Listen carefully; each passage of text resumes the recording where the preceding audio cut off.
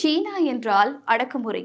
அடக்குமுறை என்றால் சீனா என்று சொல்லும் அளவிற்கு நாளுக்கு நாள் கம்யூனிச சீன ஆட்சியின் அட்டகாசம் அதிகரித்து வருகிறது. திபெத் விவகாரத்தில் மூக்கை நுழைத்து திபெத்தியர்களை சீனா அடிமையாக நடத்தி வருவது ஏற்கனவே நமக்கு தெரியும். ஆனால் நமக்கு தெரியாத மற்றொரு கருப்பு முகம் சீனாவிற்கு உள்ளது. அதாவது இஸ்லாமியர்களை இன அழிப்பு செய்ய பல்வேறு முயற்சிகளை மேற்கொண்டு வருகிறது கம்யூனிச சீனா. அது என்ன என்பதை பற்றி பார்ப்பதற்கு முன்னாடி தமிழ் ஜனம் சேனலை சப்ஸ்கிரைப் பண்ணாம பாக்குறீங்கன்னா உடனே சப்ஸ்கிரைப் பண்ணிக்கோங்க. Welcome to beyond headlines.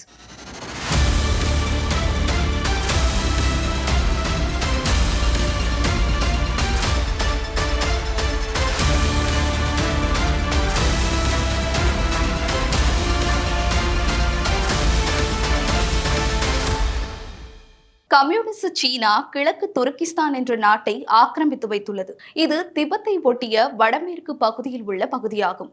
அதற்கு ஜிங்ஜியாங் என்று புதிய பெயர் வைத்து நிர்வகித்து வருகிறது சீனா. இந்த கிழக்கு துருக்கிஸ்தானின் பூர்வகுடி மக்கள் உய்கூர் முஸ்லிம்கள் ஆவர். அவர்கள் நீண்ட காலமாகவே சீன கம்யூனிஸ்டுகளிடமிருந்து சுதந்திரம் பெற போராடி வருகின்றனர். இதனால் அவர்கள் மீது பல்வேறு அடக்குமுறைகளை கட்டவிழ்த்து வருகிறது கம்யூனிஸ்ட் சீன அரசு. அதன்படி உய்கூர் முஸ்லிம்கள் இஸ்லாமிய மதத்தை பின்பற்ற கடும் கட்டுப்பாடுகள் விதிக்கப்பட்டது. அவர்களின் வழிபாட்டு தலங்கள் இடிக்கப்பட்டு சுற்றுலா தலங்களாக மாற்றப்பட்டன. தொடர்ந்து உய்கூர் மக்கள் பாரம்பரியமாக வசித்து வந்த இடங்களை கைப்பற்றி அங்கே சீனர்களை குடியமர்த்தியது சீனா. அதோடு நிற்காமல் உய்கூர் மக்களின் எண்ணிக்கை உயர்ந்துவிடக் கூடாது என்பதற்காக ஆண்களுக்கு கட்டாய கருத்தடை செய்து வைக்கப்பட்டது. இப்படி பல காலமாக அடிமை வாழ்க்கை வாழ்ந்து வரும் உய்கூர் முஸ்லிம்கள் மீது கம்யூனிஸ்ட் சீனா மேற்கொண்ட மற்றொரு காட்டுமிராண்டித்தனம் சமீபத்தில் வெளியானது. சீனாவுக்கு எதிராக குரல் கொடுத்த உய்கூர் முஸ்லிம்கள் சுமார் 5 லட்சம் பேர் சீனாவின் முகாம்களில் வலுக்கட்டாயமாக சேர்க்கப்பட்டுள்ளனர். அவர்களிடமிருந்து வலுக்கட்டாயமாக உறுப்புகள் எடுக்கப்பட்டு கள்ளச்சந்தையில் சீனர்களுக்கு விற்கப்படுவதாக புகார் எழுந்துள்ளது. ஜிங்ஜியாங் முகாமில் இருந்த மருத்துவர் சே ராகுல் சாய்க் பே என்பவர் இது குறித்து கூறும்போது, சீன முகாம்களில் அடைக்கப்பட்டுள்ள உய்கூர் முஸ்லிம்களுக்கு அடிக்கடி உடல் பரிசோதனை மேற்கொள்ளப்படும். அதன் முடிவில் பலருக்கு கையில் பிங்க் நிறத்தில் பச்சை குத்தப்படும். அப்படி பச்சை குத்தப்பட்ட நபர்கள் சில நாட்களிலேயே காணாமல் போய்விடுவார்கள். அநேகமாக அவர்களிடமிருந்து உறுப்புகள் திருடப்பட்டிருக்க வேண்டும் என்று திடுக்கிட வைத்துள்ளார். 2019ஆம் ஆண்டு பிரிட்டன் வெளியிட்ட தகவலின்படி அந்த ஒரு ஆண்டில் மட்டும் 5 லட்சம் உய்கூர் முஸ்லிம்களிடமிருந்து உடல் உறுப்புகள் திருடப்பட்டுள்ளது. இப்படி திருடப்படும் உறுப்புகள் உள்நாட்டிலேயே சீனர்களுக்கு தேவைப்படும் வெளிநாட்டினருக்கு கள்ளச்சந்தையில் விற்கப்படுவதாக சொல்லப்படுகிறது.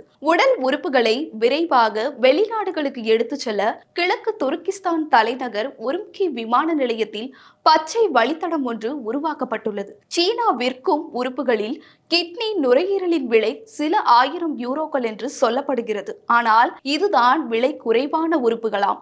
காரணம், இதயம், கல்லீரல் போன்ற உறுப்புகள் இன்னும் விலை அதிகம். அடுத்து அந்த உறுப்புகளை பெறுவதற்கு மேற்கொள்ளப்படும் அறுவை சிகிச்சைகளுக்காக மேலும் சில ஆயிரம் யூரோக்களை கட்டணமாக பெறுகிறது சீனா.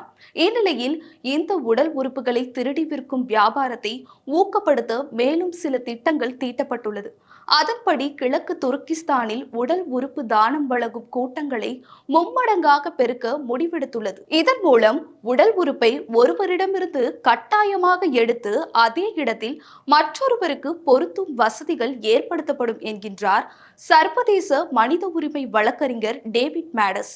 இதனால் விரைவில் கிழக்கு துருக்கிஸ்தான் பகுதியில் உய்கூர் முஸ்லிம்கள் மக்களே இல்லாமல் போகும் சூழ்நிலை உருவாகும் என்று எச்சரிக்கின்றனர் மனித உரிமை ஆர்வலர்கள். மற்றொரு பியாண்ட் ஹெட்லைன்ஸ் நிகழ்ச்சியில் சந்திக்கிறேன். நன்றி, வணக்கம்.